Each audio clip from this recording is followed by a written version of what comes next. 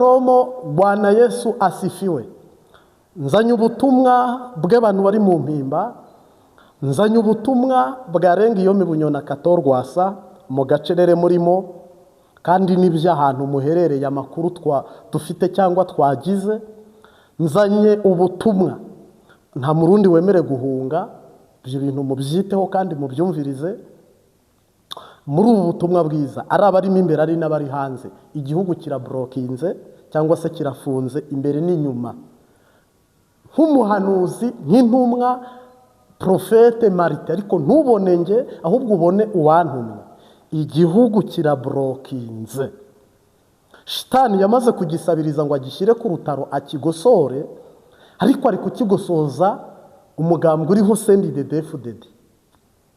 Buno mugomba kurya kataribwa, mukanywa kataribwa, mukaduga haterera n'ahadaterera, mukaduga hamanuka. Donc ni ubunyereri, ubuhanuzi bugomba gusohora, ibyanditswe bigomba gusohora. Nta cyakorwa, nta n'ikintu kiri bukorwe ngo bitume Yesu atabambwa. Nta kintu rero kiri butume Uburundi butinjira muri situation bugomba kwinjiramo ngo busohoke bushayaninga cyangwa bushashagirana, bushoboke bwambaye izahabu. Buno tuvugana rero muri ubu butumwa bwiza cyangwa se muri uyu murongo Imana impaye tugomba kunyuzamo ubu butumwa cyangwa iri jambo ryayo. Unyemerere wowe dusanganwe turagushimiye. Wowe mushyashya ukande saboni cyangwa se subscribe, we dusanga nukorera iki birahagije. Mwe mudukurikira mucecetse nukuri ntacyo bidutwaye. N'abavuga amen muri comment ukandika igitekerezo cyawe kadushyigikira, ndetse unahangane mwandike mubwira abantu ko ubutumwa bwiza kuva na kera bwatambutse. Turabibashimiye rero inkunga yose aho muherereye hose. Tuduge twanzike tugire ku ijambo. Mungu asifiwe sana. Mu ntara 16 zigize igihugu cy'u Burundi, iza activité circulation muduga mumanuka muterera ntago byemewe. Ejo nugenda ugahera iyo wagiye, ntuzavuge ngo Imana ntiyakuburiye. Ejo nugenda ugapfira aho wagiye, ntuzavuge ngo Imana ntiyakuburiye. Buno umushyitsi Imana yavuze bwa nyuma ngira ngo ari hafi kubasesekaraho. Ikimenyetso gikomeye kandi gihambaye nubwo mutabiha agaciro mutanabyumva, kama kawaida si itegeko, si oburijwe, by'imwemu byumvwa nabi mwemu. Ariko hano hari abantu basenga binyegeje, hari n'abantu batagira amashengero bateraniramo, bibera mu ngo zabo bakatakata mu mago yabo. Ngira ngo ariko namwe ku ngoma y'umwami Dawidi muzasubira mu ishengero. Aba bantu bose mubona batagira adresse, bakomerekejwe n'amadini, abandi bakakurwamo ngo Yesu nta dini agira, nta shengero agira, oya muzasubira mu mashengero rwose. Mbihanuye bitaraba, mu bintu bizaza mukabona ku rutonde, byagiye ku rutonde. Ako kajagari nako kazavamo. Ubwo ndabizi muranyanka munyime ibiharage byanyu, ariko nta kundi akaje kagira gute karemerwa.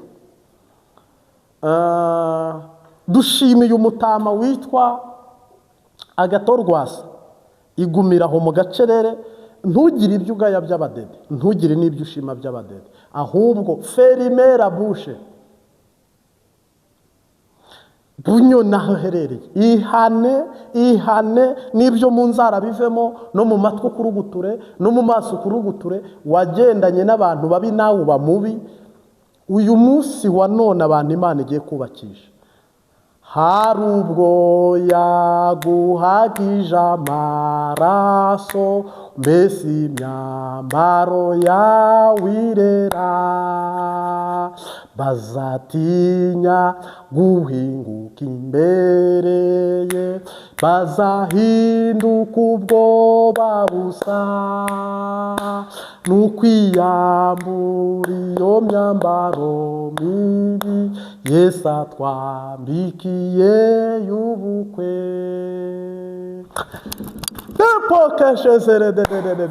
Zomene ya zopaya. Ntabwo abantu Yesu agiye kubakisha ni igihe cyiza cyanyu cyo kwihana. Waranyuruje, waribye, mwarishe, mwifatikanyije n'inkozi z'ibibi, nimutihana ngo mumaramaze ntabwo babubakisha nk'ibuye rizima. Yesu ni we buye rizima ryanzwe n'abubatsi, ariko ku Mana rikomeza ifuruka. Ngira ngo iryo jambo mwese murarizi. Buno rero harimo abantu bafunze bagiye gufungurwa ari benshi muri gereza zose. Tugukomeye amashyi Mwami Yesu, tugukomeye amashyi Mwami Yesu, tugukomeye amashyi Mwami Yesu. Ntabwo izo ari imbabazi z'abantu, ni imbabazi z'Imana. Abantu bararenganyijwe, bandi baranyuruzwa. Imana ishimwe ko mutapfuye, ariko Yesu Kristo akoze imirimo n'ibitangaza n'utwumiza, abohoye imbohe zimaze igihe ziboshye. Teposhe zerederebo. Haleluya, haleluya. Ikindi, induru y'amazi muri Bujumbura, induru y'umuyaga nkuba muri Bujumbura, byo birabandanya. Induru y'igitoro mu gihugu cyose birabandanya. Induru y'amahera mvamakungu birabandanya. N'amayuwani narabibabwiye ntacyo ari bubamarire. Atipokeshe zerederebo. Haleluya. Imana yo yarekuriye Satani igihugu n'indongozi ngo abigosore. Ikintu kibabaje giteye agahinda kinahambaye nuko mu ndongozi nta muntu n'umwe uzi yava n'iyanjye, nta muntu n'umwe uzi disikuru yavuze n'iyo atavuze, nta n'imwe ishobora no kuvugwa ngo izashyirwe mu bikorwa. Nta n'amasengesho mushobora gusenga ngo yumvwe. Gusenga k'umunyabyaha ni kizira, Uwiteka Imana yanga urunuka. Hano rero hari abadede bafite amasengesho ya buri wa kangahe kubera ko Imana itabumva, kandi abarozi barumvira mwoshima. Kubera iki disikuru zanyu nta n'imwe ishyirwa mu bikorwa? Nuko Imana ntabwo yabyemeye kububakisha aho mwe mushaka kubaka. Imana yaravuze ngo Dawidi ntukinyubakiye inzu yanjye, ariko ibwira Salomo ngo Salomo uzanyubakira. Ibintu byose Dawidi arabyegeranya, Salomo arubaka. Hano rero abadede bashaka kubaka no kubakira Imana ngo bubake imitima, bubake n'igihugu. Ntabwo Imana yabubakisha, byarabacanze, birabagoye. Ntabwo mushyize hamwe, ntabwo muhuje, ntabwo muzi umubabaro w'abenegihugu, amarira y'abenegihugu ntayo mubona, induru y'abenegihugu ntimuyumva. None niba mukeneye ko Imana ibumva nk'abarongozi, mwebwe ntimwumva abenegihugu, Imana irabumvite, irabumvisha iki? Irabumvisha iki? Irabumvisha iki? Hano birirwa bababeshya ngo Agatorwasa na Bunyoni ngo perezida n'uyu, bamwe bati n'uyu, abandi bati n'uyu. Nibyo koko, ubundi iyo igihugu kigiye kwinjira mu bihe byiza by'amasezerano kugira ngo asohore, ihagurutsamo umuhanuzi umwe, igahagurutsa abana b'abahanuzi bangahe? 50, ikongeraho abandi 50, igahita ishyiramo abahanuzi ba Bayali 400, igashyiramo abandi ba Bayali 400, bakaba 900. Buno igihugu cy'u Burundi kiri muri iyi situation. Mufitemo umuhanuzi, mufitemo n'abana b'abahanuzi, mufitemo n'abahanuzi ba Bayali n'abadagoni benshi cyane. Kandi kubera ko abahanuzi ba Bayali n'abadagoni bo bahawe ibyo bari buha abenegihugu, nibo muri kumvira, ni nabo muri kubona, ni nabo muri kureba. Noneho umuhanuzi Eliya uri bujye mu ijuru, umuhanuzi Elisa uri busigarane umwitero, abana b'abahanuzi bahagaze i Yeriko n'abahagaze kuri Yorodani gutangira Elisa, wowe arabandanya. Bityo rero ntabwo mwe mushobora kumenya ukuri kw'Imana mutasenze. Niyo mpamvu ubona nanjye benshi mucanganyukisha, bamwe bakambwira ngo umvira izamuta, ngo jewe ngo nanjye kweri ngo maze kwerekwa ngo Agatorwasa abaye perezida, undi nawe ati nanjye nabonye Bunyoni yabaye perezida. Donc ariko ngira ngo ubwo ni ubutumwa bwawe, ni n'ubuhanuzi bwawe, si ubwanjye. Nanjye ubwo ndaburorera, ndabutegera nkuko nawe utegera. Ibi ngibi ndiko ndahanura uhoraho ankoresheje. Buno rero mu gihugu cy'u Burundi abo batama ndetse n'imiryango yabo musenge menshi, murire cyane, mwihane cyane, naho ubundi rwabuzuriyeho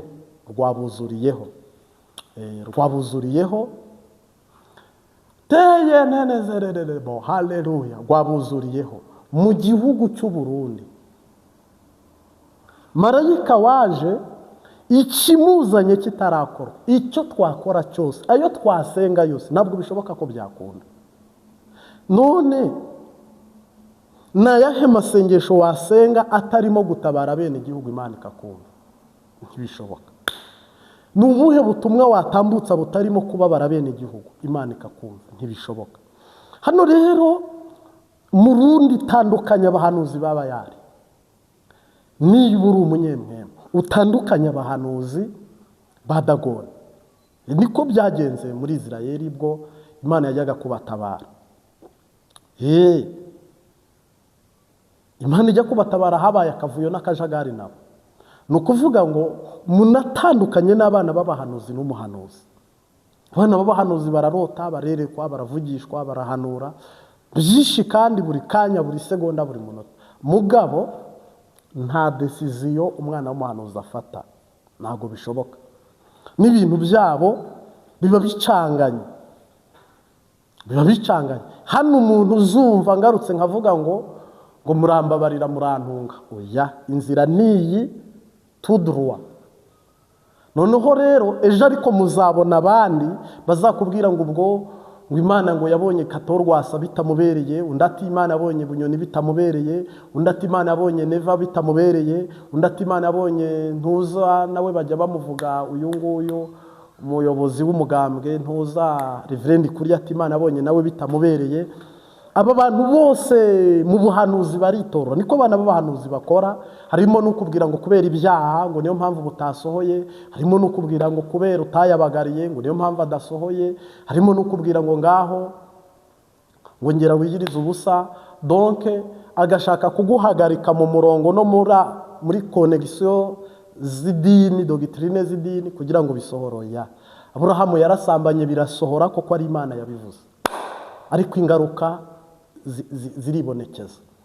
Dawidi byarasohoye ariko yarishe Uriya acyura muka Uriya. Ntabwo ibyaha ntibitangira umugambi w'Imana, ahubwo byo bifite akaga biteza kabyo. Ariko ntabwo bavuga ngo hari impamvu, nta mpamvu ibaho ihagarika isezerano rya data ku buzima bw'umwana w'umuntu. Oya. Ibyo yakubwiye byose izabikora, iza kuza muri kwicaze mu bikomangoma, ntuzibagirwe ko wahoze wicaye mwiza aho twita ku cyavu hameze nk'ahavumwe. Tuzajya tuvuga ngo irera, tunongereho ngo uri rubasha, uri ruba. Tuzajya tuyita umubyeyi, uri umubyeyi, koko natwe turi abana bawe, kandi bwite turi ibibyarirano. Aho waciye ishuro kenshi bagucunaguza, bakaguha intica ntikize, wabiruhiye wabimeneye amaraso. Nabo bazatangara nibakubona ko kwitembesha imigezi mu butayu, niyiciye inzira mu kidaturwa. Haleluya. Rero hano abarundi mwitegura iki? Mwitegura ya mezi y'umuyaga kuyahagararamo neza. Mwitegura ya mezi shitani ari kugosora gufata. Yesu aravuze ngo fata igiti gikomeze niwe giti mugomba gufata. Buno biri kukubita, biri guhuha, biri kuzunguza. Ubu ntabwo wavuga ngo Burundi buhagaza, ngo politiki ihagaza, w'indongozi ziri muri uyu murongo. Oya, hagira umuntu umbwira ikintu kiri mu murongo muri espace yacyo. Nta na kimwe. N'igisoda ntikizaho kiri, n'igipolisi ntikizaho kiri. Ibintu byaracanganye. Igipolisi kiri muri Kongo kitabishaka, bagisunika yo ku ngufu, bandi babishaka. Igisoda nuko kiri muri Kongo kitabishaka, iki gisoda kiri muri Kongo ku ngufu za Neva, usubira inyuma mu murase, ujya imbere mu muhembe. Donc nayo rero ntabwo uyu munsi wa none mumbwira ahantu Burundi buhagaze, ntibuhagaze muri ekonomi ngo bufite ibi n'ibi, ntibuhagaze no mu mbona kazoza ngo ejo ngo ibi biraza gukunda, byakunda gute? Hano mwamaze kwinjira rero muri situwasiyo cyangwa situwesheni y'amarira n'agahinda. Ubu umwe arajya arira ari Mwaro, undi arira ari mu Cyankuzo, undi arira ari mu Ruyugi, undi amwikiriza ari mu Rutana, undi amwikiriza ari mu Rumonge, undi amwikiriza ari Nyanzarake. donke ubu amarira agiye amusoza, agiye kujya akoroka n'amarira, umwe arira undi yikiriza. Ubwo buzima rero abadayimoni bamaze kumena mu gihugu, ubwo buzima abadayimoni bamaze gucirira mu gihugu, ubwo buzima Satani yamaze kubiba mu bene gihugu, none gashe ushaka kumbwira ko aho ngaho byoroshye? Nyine ntabwo byoroshye, nakayobera abahinga. Ntabwo byoroshye, nakayobera abahinga.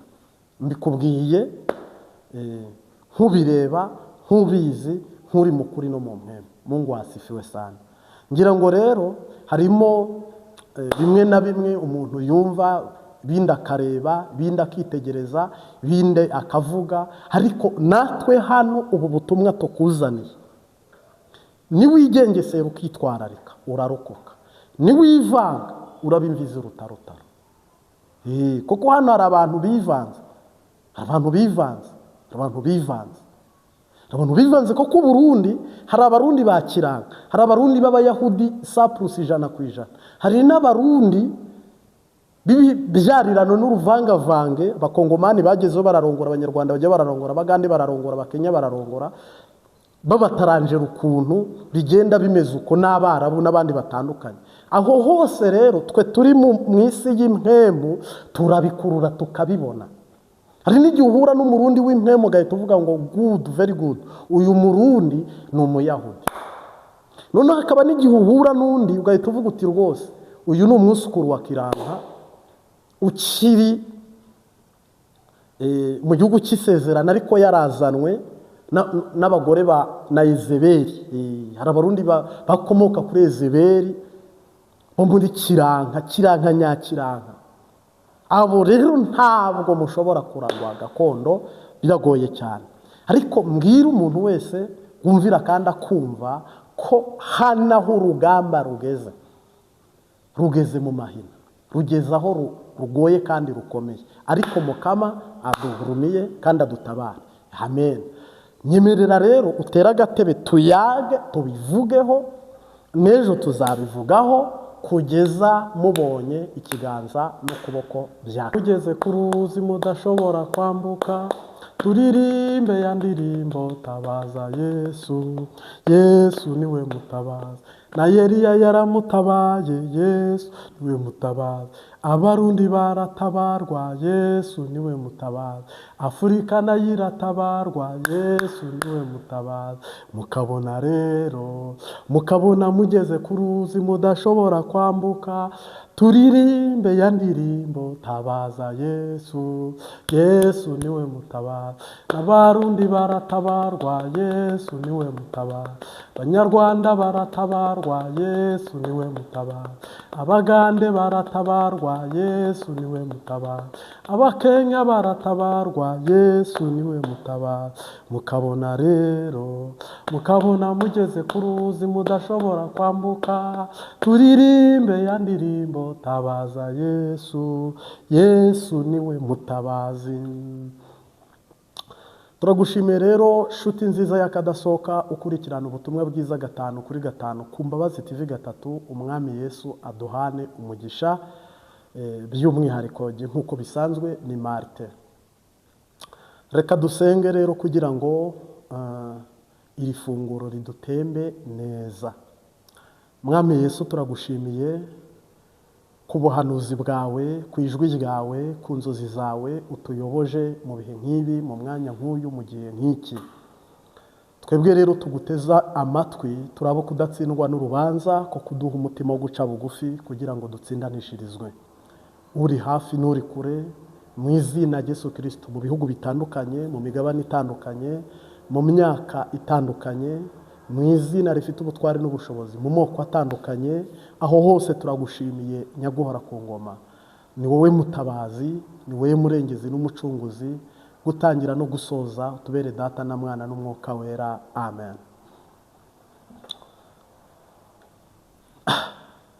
Ndagaruka ku butumwa nakita imburi ku Barundi bari mu gihugu n'abari hanze y'igihugu. Imburi ku Barundi bari mu gihugu no hanze y'igihugu.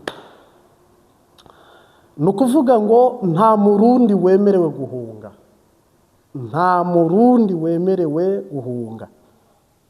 N'abahunze uretse kuba waba wavuganye n'Imana, ntabwo wemerewe gutaha mu gihugu cy'amata n'ubuki. Jamais. Abari mu Burayi, abari muri Afurika, abari muri Aziya, nkugiriye inama tenyenya. Kandi si inama nge nkugiriye, ahubwo tuyobowe n'Umwuka w'Imana tubasha gutangaza ukuri kwa Mwemu Yera. Imana ibasha kuvugana natwe amanywa na nijoro. Mu buraruko, mu buseruko, mu bumanuko, hose mu ducimbiri, mu dutumba, turakugumbiriye mu izina rya Yesu Kristo. Ndazi neza kudukurikira nubwo utavuga, ariko umutima wawe uba wavuze, ubwenge bwawe buba bwagaragaje ibyo wifuza ku Mana n'ibyo ugomba ku Mana. Yesu Kristo rero nashimwe cyane. Buno rero navuga ngo ubutumwa mbazaniye, guhunga ntibishoboka mu gihugu cy'u Burundi.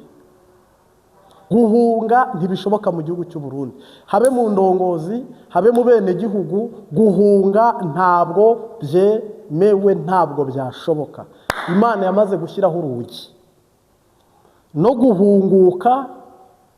Uretse ko marayika mu guhungukaho ashyiramo akantu, gutaha umwana igiwabo ntagira rutangira, ariko naho ntabwo amarembo arafunguka ngo abantu 100 binjire, abantu 50 binjire, abantu 200 binjire. Oya, Yesu Kristo yavuganye nanjye ambwira ngo impunzi mwitegure gutahuka no guhunguka. Ariko uku kwezi turimo kwa 8, ku kwezi kw'I9, ku kwezi kw'I10, ku kwezi kw'I11, nukuri hababye tenyenya tenyenya tenyenya. Urarorera buretse ubanze urebe iby'Imana igiye gukora i Burundi. Mu gihugu mo imbere ubwo naho reka tuhagere, kuko naho ni ubutumwa bwanyu.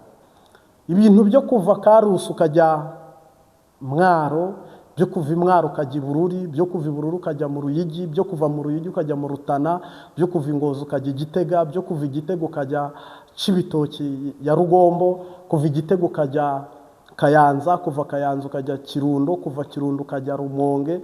Donc izi ntara uko ari 16, mbere zari 18. Sirikirasiyo mo hagati atari ikintu gihambaye kikujyanye, ingendo zihorera. Kubera ko marayika je yambwiye ngo hari abantu muzagenda ariko ntimugaruke. Hari n'abantu muzagenda mugahera iyo mwagiye.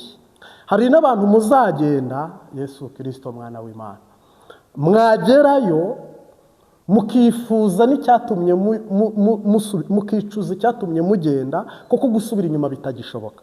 Nk'abafite abana bo, abafite imiryango, nukuri nakubwira ngo guma ku gatumba uriho, urindiriraho, utegererezaho, naho igihugu cyamaze kwinjira mu murongo w'umwanzi. Kandi rwose shitani yaragisabirije, shitani yabyiyiririje ubusa, asaba Abarundi, asaba indongozi, asaba abayobozi kubashyira ku rutara akabagosora.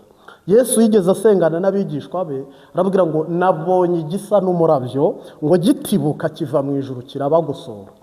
Hano rero harimo Abarundi batabizi icyo batanabisobanukiwe, ariko nkubwiza ukuri, Uburundi bwarasabirijwe na shitani. Shitani bukorera amasengesho, buni rikubunywesha nturi cyangwa iri kubumirisha nturi ikoresheje abantu. Bityo rero hari igihe wowe waba udafite amaso yo kubibona, ariko nibwo butumwa nkuzaniye kugira ngo bigurushirizeho kugushyira ahantu ho kuba maso. Kandi niba koko nawe uri umuragwa w'isezerano, bino bintu twe duhanura hari abantu batagomba kubyumva, niyo babyumvise ntibabisobanukirwa, niyo babibonye babyita ibya politike n'iby'abasazi, kandi ibyo niko bitegerezwa kugenda. Yesu yaravuze ngo intama zanjye ziranze, iyo mvuze ijwi zirarimenya, nanjye ndazizi kandi nta wazimvuvunura hehe mu kiganza. Niyo mpamvu n'ubu butumwa dutambutsa ba nyirabwo iyo bubagezeho ubutumwa barabwumva bakaburangiza, bagakora bagakora icyo ubwo butumwa bubasaba. Noneho abatari ba nyirabwo baratukana bagashwana. Yesu rero niba uyusitaraho rikakwica, ariko iyo rigusitayeho riragukiza. Yesu yaravuze ngo naje mu banjye, abanjye ntibamenye, ariko abamenye nabahaye kwitwa cyangwa gucika abana b'Imana. Iryo ni ijambo ry'Imana. Hano rero dufitemo abantu, nta nubwo nanjye kandi nje hano ngo munyemere, kuko sinjye Yesu, ahubwo mwemere uwantumye. Sinaje hano kukubwira ngo ndi mwiza, ngo hariho nimero, ngo mpamagare, ngo dusengane, ngo nkusobanurire. Oya, oya. Jewe mpamagarwa biri ngombwa, kandi nabwo Imana iguciriye inzira. Ntabwo ari ugupfa guhamagara nkaho tugiye kuyaga iby'umubiri, ni iby'imwemu. Baze nawe kumpamagara ngo tuyage iby'imwemu.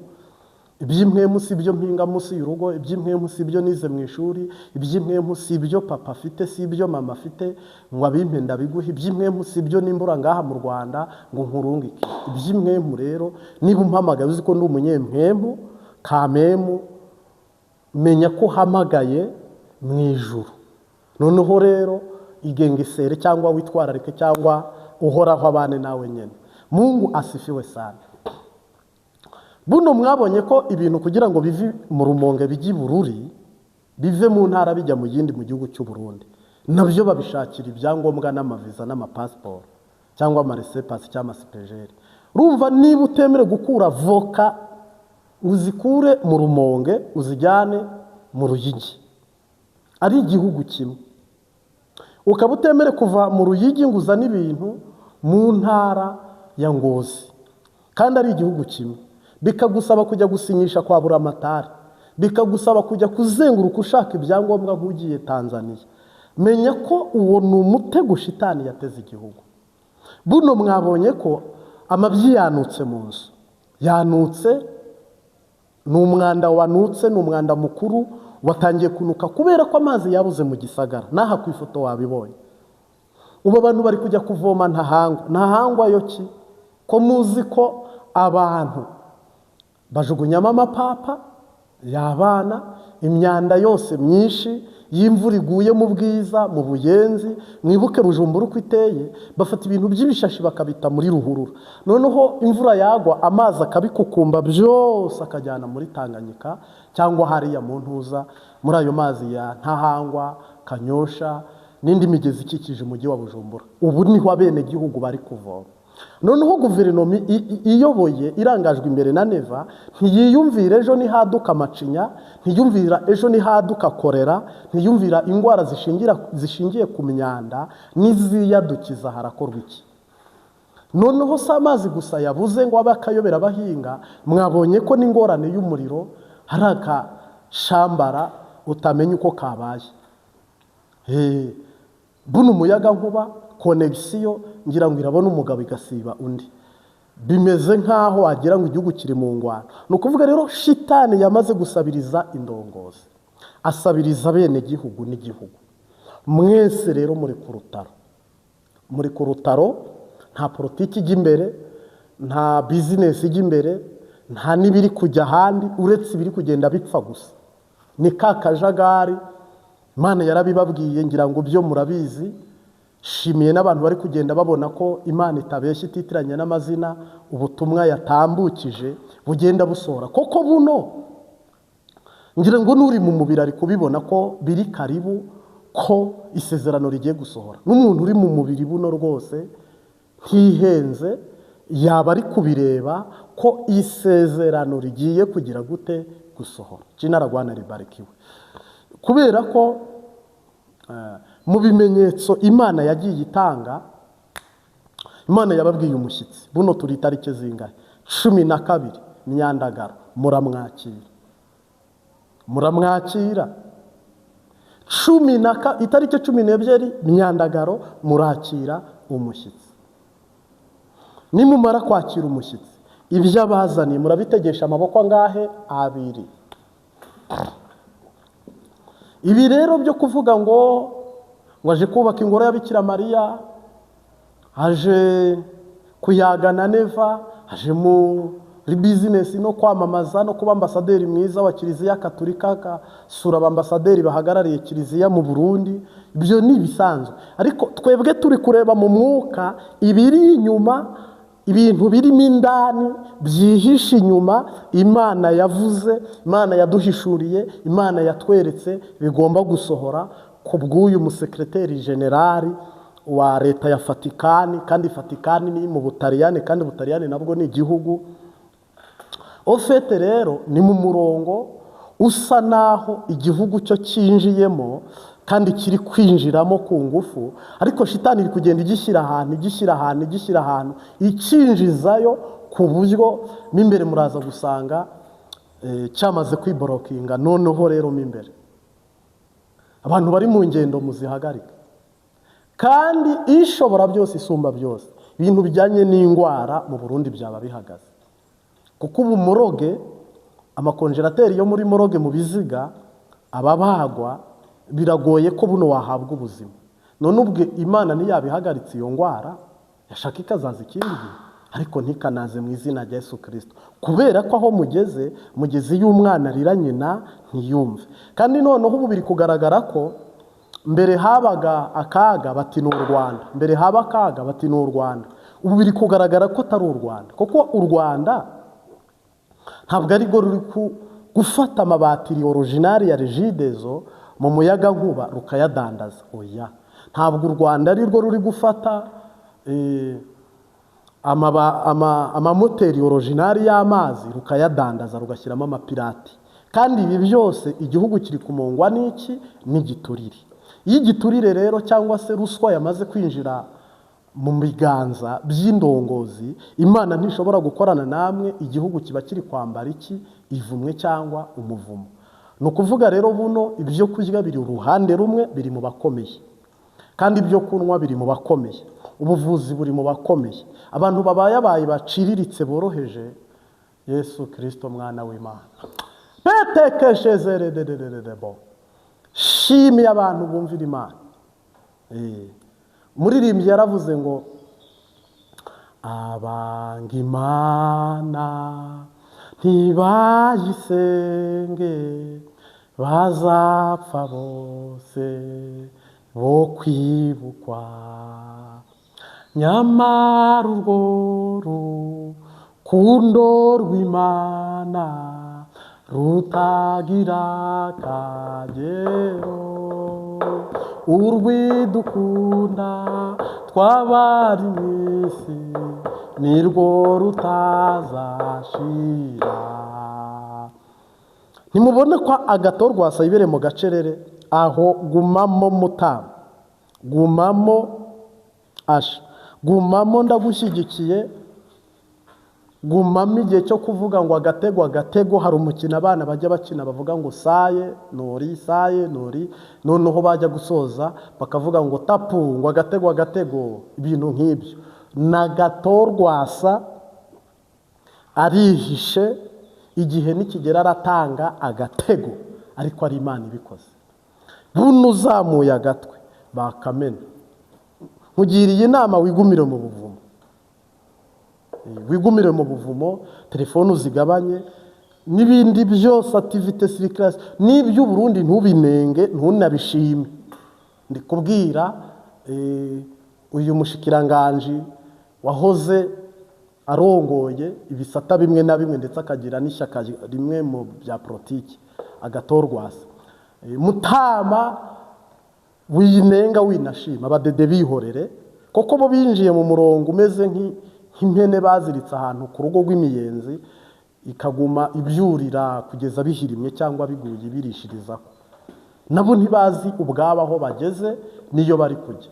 Bityo rero ndakubariye, tenyenya, hagarara, igengesere, ibombarike, ni wowe gatorwasi. Nurangara abadayimoni barakwambara, nurangara satani irakwambara. Ubwo rero tenyenya mu izina rya Yesu Kristo. Niko bimeze. Turagaruka nanone tubwire uwitwa Bunyoni. Bunyoni wari no mu mpimba, Generali Arengiyome Bunyoni wari no mu mpimba nk'umuhanuzi, ufite amasezerano menshi meza, ufite ubutumwa bwiza mu gihugu no hanze y'igihugu. Mugabo ugume wihaniraho uri, marayika uza kukubohora, marayika uza kukubohora araje, araje. Ariko nawe tuza, nta nubwo uzasohoka wenyine mu mpimba, nta nubwo ari impimba ya politiki ya Gitega yonyine izarekura abantu, ahubwo izi mpimba zose Yesu agiye kurekura ngo nzimu. Yesu agiye kubohora imbohe, Yesu agiye kubohora imbohe. Babazirikishije ikinyoma, abandi babazirikisha amanyanga, abandi babazirikisha ububeshya, abandi babazirikisha ubujyanye. Ariko marayika yasuye arambwira ngo mu mpimba zose agiye kuzengurukamo abohore, aziture. Kandi bantu muri mu mpimba muri kunyumva, n'abatari kunyumva Mwuka Wera arabumvira, kuko murerekwa, murarota, murasenga, murihana. Icyakora binangiye umutima, buriya hari inzoka imanitse, utayirebaho uzaguma munapfiremo. Hariya ku musaraba ku giti hari umuntu umanitse, utamurebaho uzaguma munapfiremo. Ariko umuntu utumbera ku musaraba akareba Yesu wabambwe, akabona mu butayu Mose amanitse inzoka Imana ibimubwiye, ari we buntu ushushanwa na Kristo, uratashye, urasohoka impimba. Kandi rwose Yesu arakugororera.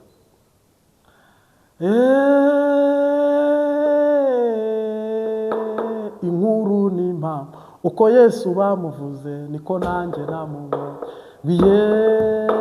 Inkuru n'impamvu, uko Yesu bamuvuze niko nanjye namubonye.